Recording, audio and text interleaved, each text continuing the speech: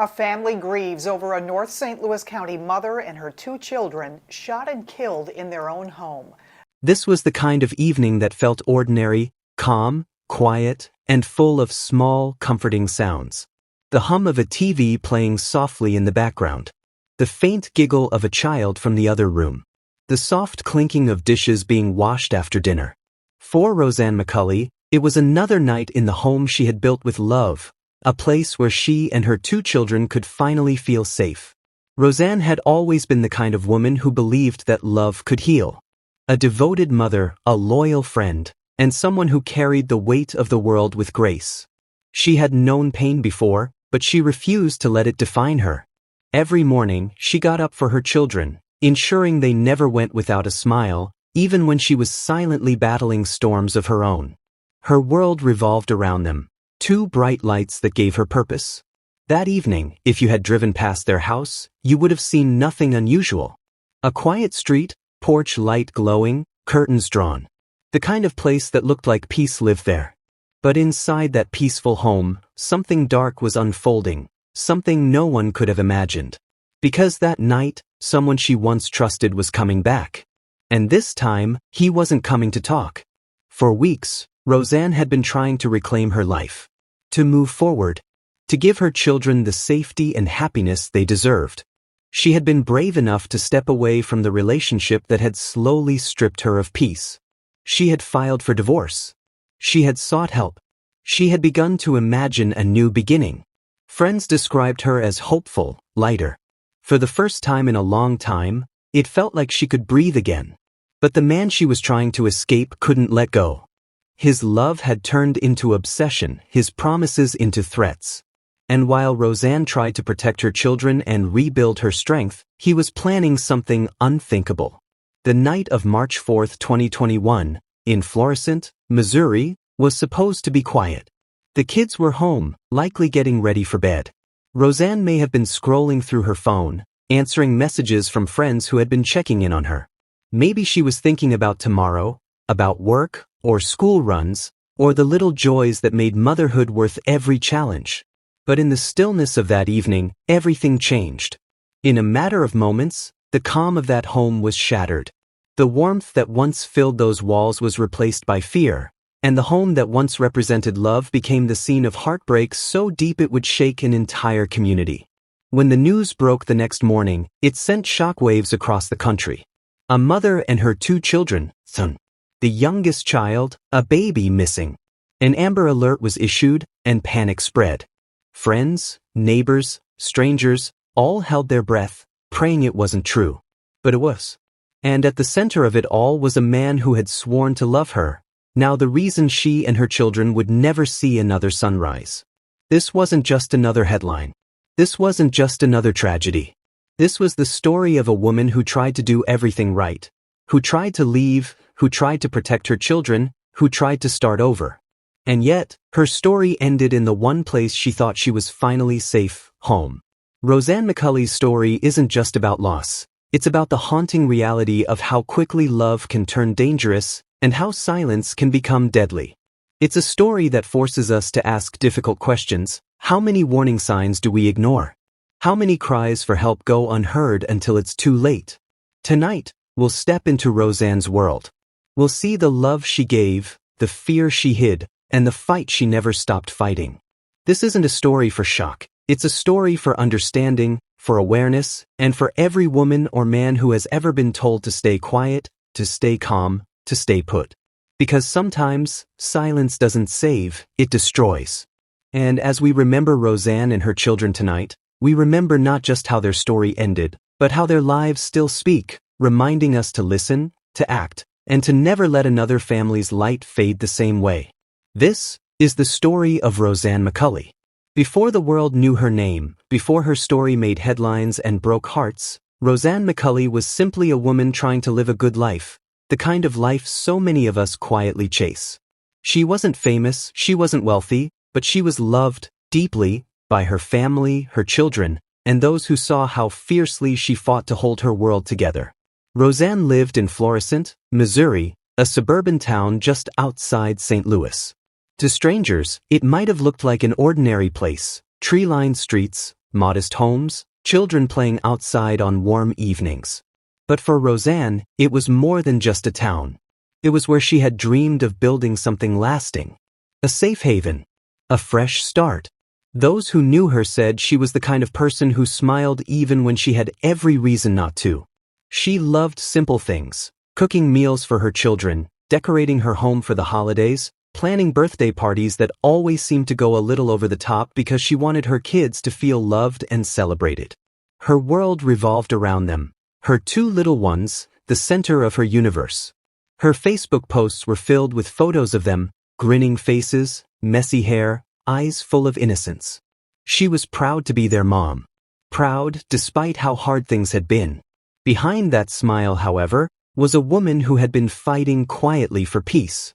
Roseanne had once believed in the promise of love, in the idea that family meant forever. She'd been with John, her husband, for years. He was charming at first, the kind of man who knew how to make her feel seen and special. But over time, that charm faded, replaced by something darker. At first, it was small things. Controlling comments disguised as concern. Jealous questions about where she'd been, who she was talking to. Then came the isolation, friends she stopped seeing, family she talked to less. And finally, the fear. The kind that makes you double-check the locks at night and keep your phone close, just in case.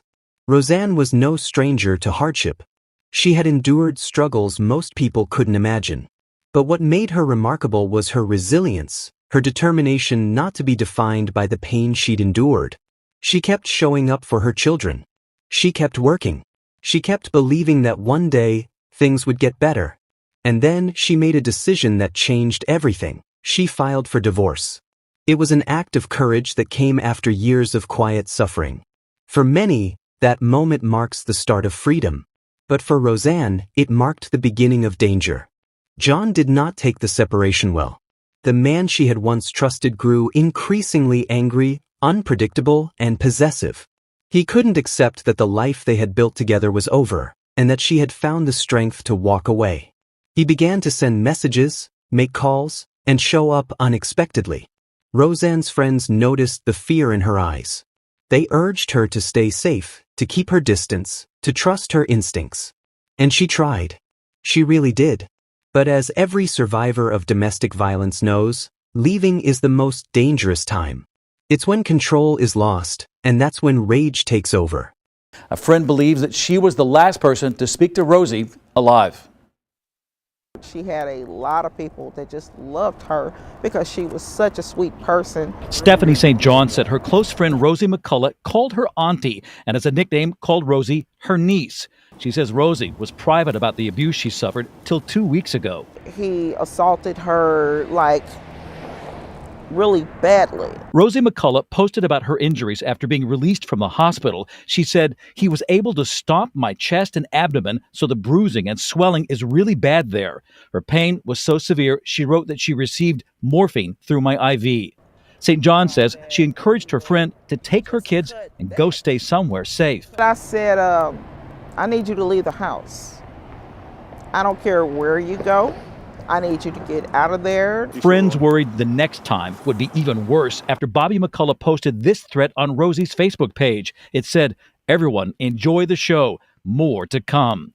Police were seeking to arrest Bobby McCullough for the domestic violence, but didn't believe he posed an imminent threat. We had been looking for the suspect.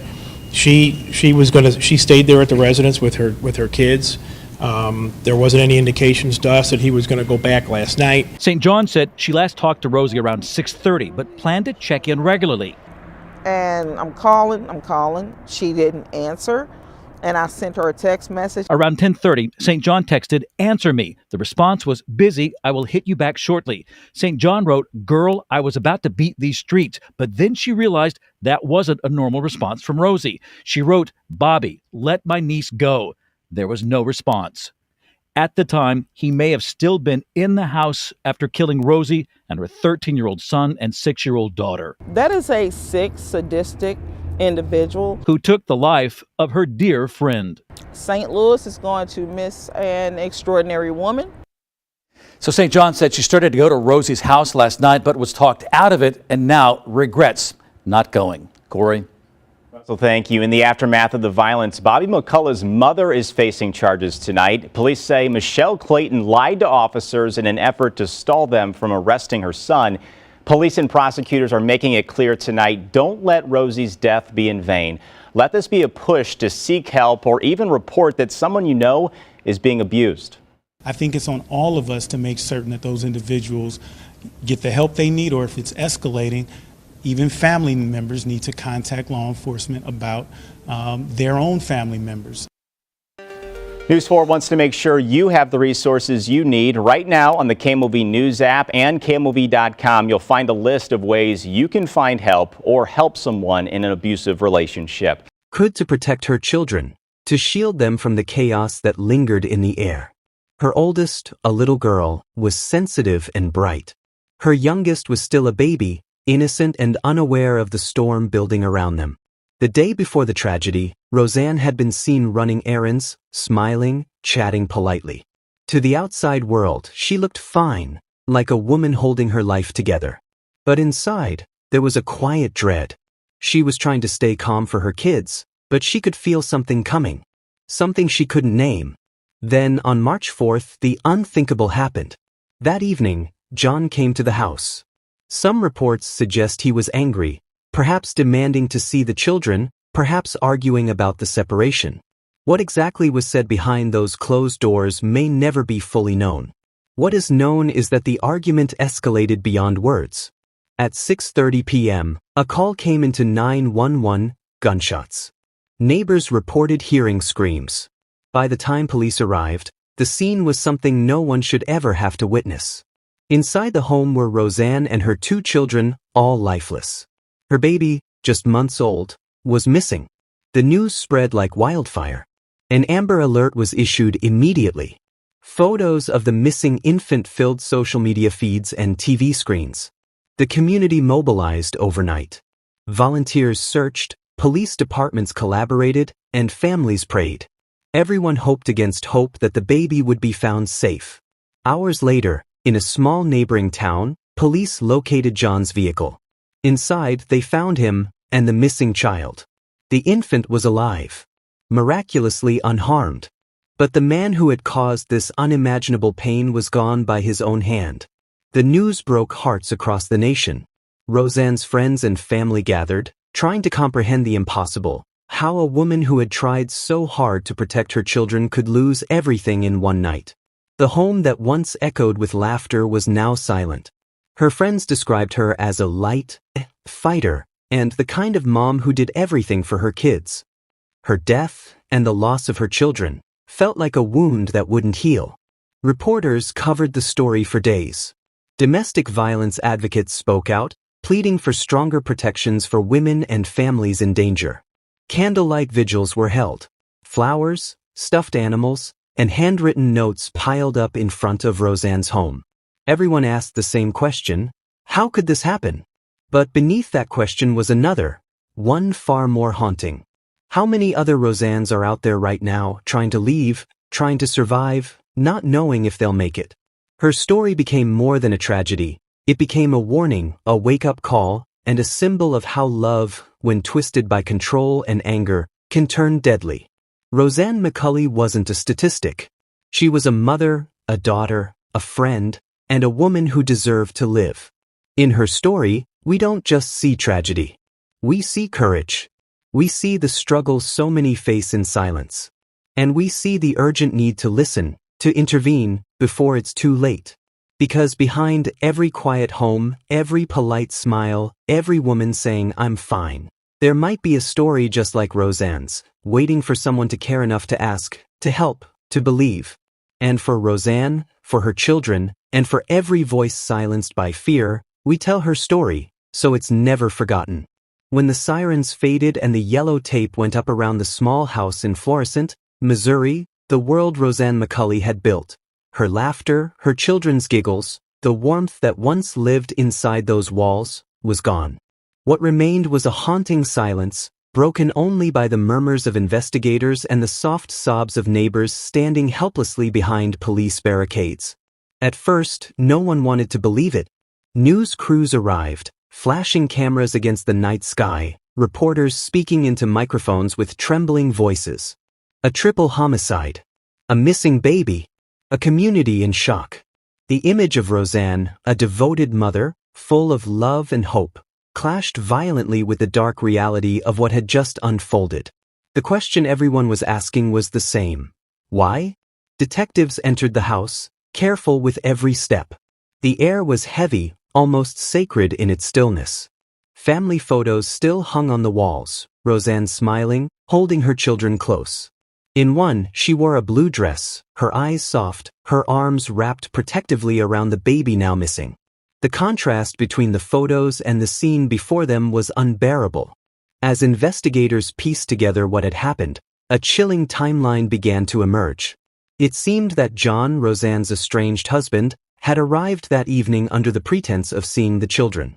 Perhaps he wanted to talk, perhaps to reconcile, or perhaps, as detectives would later suspect, to end things on his own terms. The argument had escalated quickly. Neighbors reported hearing shouting, then silence, then gunshots. It was over in minutes. What followed was even more chilling. John taking the baby and fleeing the scene, leaving behind a trail of devastation that would ripple through every life connected to them. In the early hours of the investigation, panic set in. The Amber Alert was urgent. A newborn in danger, possibly with an armed and unstable man. Police mobilized across counties. Helicopters swept over wooded areas. Highways were monitored. Every passing hour felt heavier. And then, hours later, the call came in. John's vehicle had been spotted. When officers approached, what they found was both a small mercy and a tragedy. The infant, miraculously, was alive. But John was dead from a self-inflicted wound. The news hit like a wave. Relief for the baby's survival, sorrow for the loss of Roseanne and her children, and disbelief that it had come to this. The investigation shifted from a desperate search to a painful reconstruction, trying to understand how love had curdled into rage. Detectives began interviewing family, friends, and co-workers. Everyone painted the same picture. Roseanne had been trying to move on. She had found courage in leaving an abusive relationship. She had sought peace for her children. But John had refused to accept the end. He had become consumed by the idea that if he couldn't have her, no one could. Friends recalled his messages growing darker, his tone shifting from desperate to threatening. One friend showed investigators a message Roseanne had sent just days before her death. "I just want it all to stop. I want him to leave us alone." The evidence was overwhelming. This wasn't an act of passion, it was an act of control. The final, violent attempt of a man who couldn't stand to lose the woman who had found the strength to walk away. As the truth came to light, grief turned into outrage. The community couldn't understand how something like this could happen, how a system designed to protect victims had failed her. Had there been warning signs? Had she reached out for help? Possibly. But like so many others, her cries may have been lost in the noise of everyday life. For Roseanne's family, the days that followed were unbearable. Her sister, now caring for the surviving infant, faced the unimaginable, mourning her loved ones while trying to nurture the last living piece of Roseanne's world. Friends and relatives gathered at vigils, holding candles that flickered in the cold wind. Some cried, others stood silent, clutching photographs and whispering prayers. One friend, speaking through tears, said, "She wanted to be happy. She just wanted her kids to be safe. She didn't deserve this." The emotional fallout was massive. For the police officers who responded that night, the scene would stay with them forever. For the neighbors who heard the shots, guilt mixed with grief, the haunting question of whether they could have done something, said something, called someone sooner. And for survivors of domestic violence watching the story unfold, it was another reminder of how fragile safety can be. Many recognized pieces of their own stories in Roseanne's: the fear, the hope, the desperate attempts to start over. Advocacy groups used her story as a rallying cry, urging lawmakers to strengthen protection laws, improve access to resources, and listen when victims say they are in danger. The investigation revealed more chilling details. John had legally owned the gun. He had no prior violent record that would have raised immediate alarms. On paper, he was an ordinary man, a father, a husband, a neighbor. But behind closed doors, there was a storm. Friends said he had grown increasingly unstable in the months leading up to the murders. He struggled with rejection, obsessed over Roseanne's every move, and spiraled into paranoia. Psychologists later described his mindset as possessive rage, the kind that sees love not as partnership, but as ownership. And when that sense of ownership is threatened, violence becomes the twisted language of control. Meanwhile, media outlets picked up the story nationwide. Headlines read, "Missouri mother and 2 children found dead, infant found alive with suspect." News anchors spoke her name, their voices heavy with empathy. Online, thousands of strangers expressed heartbreak and anger. The story struck a deep chord because it wasn't just about murder. It was about trust betrayed, love distorted, and the tragedy that unfolds when warnings go unheeded. But the pain wasn't limited to strangers. Roseanne's family now faced unimaginable choices: what to tell the surviving child when she grows up, how to explain the love her mother had for her, and the horror that ended it all. They vowed that her children's memories would never fade, that her story would serve as a voice for others who felt trapped in silence. At Roseanne's memorial, the air was heavy with grief. Rows of people dressed in black, heads bowed. The pastor spoke softly about her kindness, her laughter, her strength. Photos of her and the children were displayed beside candles and flowers. Her baby's empty strollers sat quietly at the front, a symbol of loss too deep for words. As the investigation closed, the police report painted a clear but horrifying picture: a domestic dispute turned deadly. But for the people who loved her, it wasn't just a report. It was the end of a lifetime of memories, of birthdays, bedtime stories, hugs, and laughter. And yet, even in tragedy, there was a spark of something enduring. The surviving baby became a symbol of hope, proof that even in the darkest night, life can endure. Friends and strangers alike donated to a fund to support her upbringing. Messages poured in from around the world, offering love, prayers, and solidarity. But the deeper conflict, the one that outlived the headlines, was emotional. It lived inside the hearts of those left behind. The what-ifs, the guilt, the lingering question: could this have been stopped? For many, the answer came too late. For others, it became a call to action, a vow that Roseanne's story would not be in vain. In the weeks that followed, Florissant began to heal, but the scars remained. Her home stood empty for months, a haunting reminder of the night when love turned deadly. Neighbors avoided walking past it. Children whispered about it at school. The silence that once symbolized peace now carried the weight of loss. But from that silence grew a movement, one that carried her name and her story into conversations about domestic safety, awareness, and justice. People began to share their own experiences, speak up about fear, and seek help before it was too late. And somewhere in the middle of all that pain, amidst candles and tears, a new resolve was born: to protect those who are trying to escape, to listen when someone whispers they are afraid, and to never again ignore the warning signs of love turned dangerous. Because Roseanne McCulley's story wasn't just a tragedy, it was a revelation. A harsh, necessary reminder that monsters don't always come in shadows.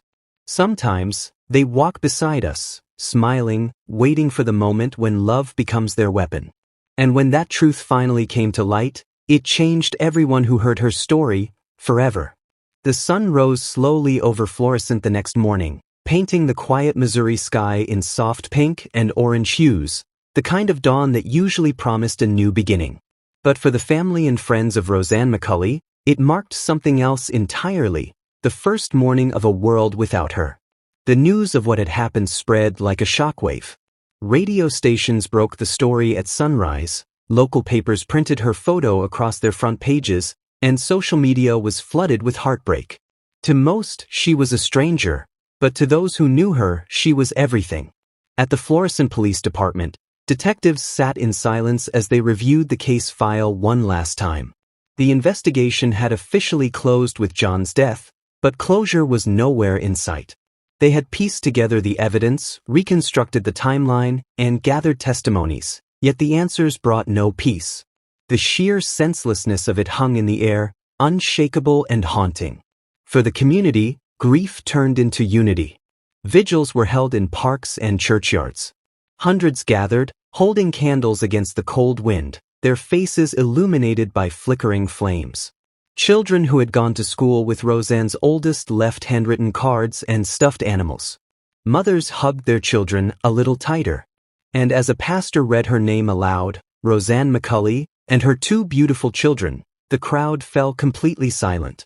People didn't just mourn her death, they mourned what she represented. A mother doing her best, a woman trying to start over, someone who had believed that love could be safe again. Her story had struck a nerve. Every person there could think of someone like her. Roseanne's funeral was held a few days later. It was a bitterly cold day. Her family, devastated and hollow-eyed, stood before 3 white caskets lined side by side, one large, 2 small. The smallest of them was barely 3 feet long. The image was too much to bear. Even seasoned reporters lowered their cameras, unable to frame what felt unframeable. The pastor spoke about strength, about a mother's love, about faith through darkness, but his voice wavered when he said her name. A choir sang softly behind him, the words of Amazing Grace, filling the church, heavy and trembling. At the back of the church, tucked in her aunt's arms, was the surviving infant, the only one left from Roseanne's little family. She was too young to understand, her tiny hand wrapped around her aunt's finger. She had survived, but someday she would grow up to learn what had happened, and she would know that her mother had fought with every ounce of her being to protect her. After the service, people gathered outside. The sound of sobbing mixed with the rustle of flowers being laid along the sidewalk. Balloons were released into the sky, pink, white, and purple, drifting upward as if carrying prayers with them. That moment, for everyone there, was the real climax, not of violence, but of reckoning. It wasn't about crime anymore. It was about what it all meant. About what kind of world allows a woman to beg for peace and still find none. About how the very idea of love could become the reason she lost everything. For Roseanne's sister, the days after the funeral were an emotional maze. Grief came in waves, one moment calm, the next unbearable. She often found herself sitting in Roseanne's home, staring at the toys scattered across the floor, the photos still hanging on the walls. Her phone would light up occasionally with texts from strangers, messages of sympathy, prayers, and, heartbreakingly, confessions from other women who said, "This could have been me." It was there, in that sorrow, that the fight for justice began, not in the courtroom, but in the heart. There was no trial for John. He had taken that with him. But justice, real justice, became something different now. It became about prevention, protection, and voice. Roseanne's family began working with local advocates to raise awareness about domestic violence, particularly the deadly window that opens when someone tries to leave. They spoke to reporters, they partnered with shelters, they held events in Roseanne's name. Each time, they told her story not as gossip, but as a warning. Her sister once said in an interview, "If even one woman hears this and decides to get help sooner, then Roseanne's death won't be in vain." The police department released their final report, a detailed account of the timeline, the evidence, and the sequence of events. It confirmed what everyone already knew: the tragedy had been deliberate. But within the report were smaller, devastating details: text messages, receipts, timestamps, each one a piece of the puzzle that showed how a man's obsession slowly suffocated a woman's freedom. Behind every headline about the case was a ripple of change. People started talking about domestic violence in ways they hadn't before, not as private drama, but as public danger. Churches hosted open forums. Schools brought in speakers. Neighbors learned to check in on each other. The tragedy had cracked something open, and in that fracture, truth began to grow. Meanwhile, online, Roseanne's story continued to spread. True crime channels, news outlets, and podcasts retold it, each time reigniting conversations about red flags, safety planning, and how communities can do more. Her name became a symbol, not of death, but of the cost of silence. In the months that followed, Roseanne's sister would sometimes visit the cemetery in the early morning. She'd bring fresh flowers, tidy the area, and sit quietly beside the headstones. She said the silence there was peaceful, not haunting like the silence in the house had been. She'd talk to her sister softly, updating her on the baby's growth, on how people were remembering her, on the change her story was inspiring. "I promise," she would whisper, "your voice didn't die that night." And she was right. Months later, Missouri legislators began discussing new protective measures for domestic abuse victims. Some called it Roseanne's Law. It proposed faster emergency response systems, stricter restraining order enforcement, and mandatory risk assessments for partners with violent histories. The bill didn't pass immediately. Laws rarely move as fast as heartbreak, but it sparked the kind of debate that had long been overdue. For Roseanne's surviving daughter, the road ahead would be long. But she would never be without love. Family, friends, and even strangers vowed to make sure she grew up knowing who her mother was, not as a victim, but as a hero. They kept her photos, her journals, her letters, everything that showed the kind of heart she had. And as the years passed, Roseanne's story remained more than a tragedy told in past tense. It became a living reminder, shared in classrooms, shelters, and online spaces, that the most dangerous time for someone in an abusive relationship is when they decide to leave. That love should never hurt. That control is not affection. And that silence can be deadly. The emotional reckoning didn't stop with her family, it extended to the community, and even to the police officers who had responded that night. Some of them joined advocacy groups, speaking publicly about what they had seen, hoping to prevent others from walking into similar scenes. One officer said, his voice breaking, "You never forget something like that.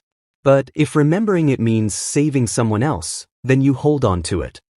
Roseanne's name became intertwined with awareness campaigns and candlelight vigils held each year during Domestic Violence Awareness Month. The purple ribbons worn in her honor symbolized not only grief but resistance, the refusal to let her story fade into another forgotten file.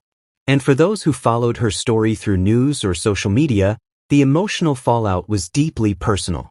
Many wrote online, sharing their own experiences of walking away from abusive relationships, of finding courage because of her. Survivors wrote messages like, "Because of Roseanne, I left. Because of her, I'm still alive."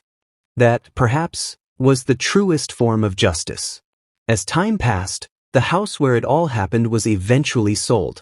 A new family moved in, repainting the walls, planting flowers in the front yard. But those who had lived through that day said the house would always carry an energy, not of fear, but of remembrance. And somewhere, in the heart of Florissant, near a small park filled with children's laughter, a memorial bench was placed. It bore her name, and below it, an inscription that read, "In loving memory of Roseanne and her children, a mother's love never dies." It became a place where people came to sit, to reflect, to cry quietly, or to simply feel connected to something larger, the collective ache of loss and the stubborn endurance of hope. Because even in death, Roseanne gave something profound to the world, a story that saves lives. And as her story comes to a close here, it doesn't end. It echoes, in every woman who finds her voice, in every survivor who chooses to live, in every person who decides to check on a friend one more time instead of staying silent. Before we end this story, take a moment. Think of Roseanne. Think of her children. Think of the countless others who never got to tell their stories. If you or someone you know is in danger, please, reach out. Don't wait. Don't hesitate. There is help. Call your local domestic violence hotline, speak to a trusted friend, or go to a safe place. Your life, your safety, and your peace matter. And if this story moved you, share it. Let Roseanne's light reach further than the darkness that took her. Every view, every share, every comment can keep her memory alive and protect someone else from the same fate. Because the most powerful thing we can do, the truest justice we can offer, is to make sure her story is never forgotten. This was the story of Roseanne McCulley. May her voice continue to speak. May her love continue to protect. And may her story continue to save lives.